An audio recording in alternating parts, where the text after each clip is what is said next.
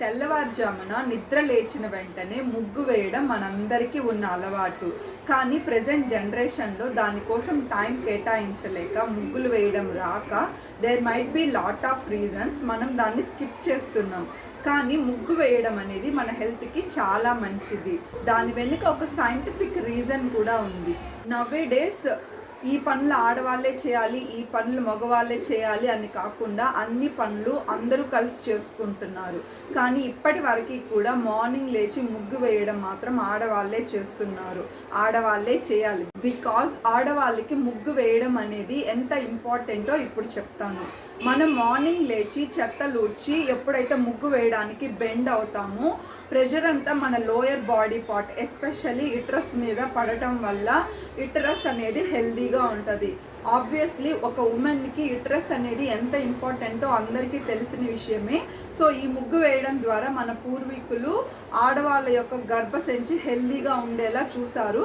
ఇంకా చాలా రీజన్స్ ఉన్నాయి. మనం బియ్యం పిండితో ముగ్గు వేయడం వల్ల బర్డ్స్ అందులో ఉన్న బియ్యం ముక్కలు తిని వాటి యొక్క కడుపు నింపుకుంటాయి. అండ్ ముందు కాలంలో పేడతో అలికి పసుపు నీళ్లు చల్లి ముగ్గు వేసేవాళ్ళు.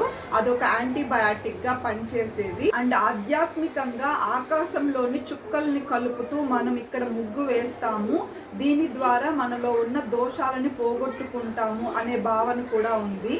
అండ్ నేను పర్సనల్గా అబ్జర్వ్ చేసింది, ముగ్గు వేసినప్పుడు ఇంటి ముందర అందంగా కనబడుతూ ఉంటే మన మైండ్ అనేది చాలా హ్యాపీగా స్ట్రెస్ రిలీఫ్గా ఉంటుంది.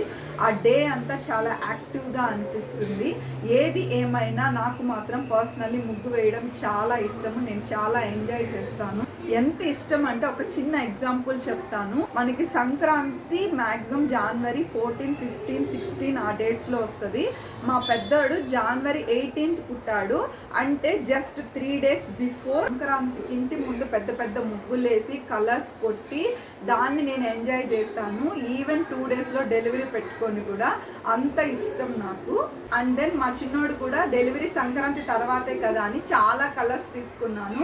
కానీ వాడు తొందరపడి జనవరి 9th పుట్టేశాడు. ఆ కలర్స్ అన్ని స్టిల్ యూజ్ చేస్తున్నాను నేను. So my dear women, prioritize yourself, take some time from your busy schedule and do rangoli and be healthy, be happy. Thank you for watching. Bye bye.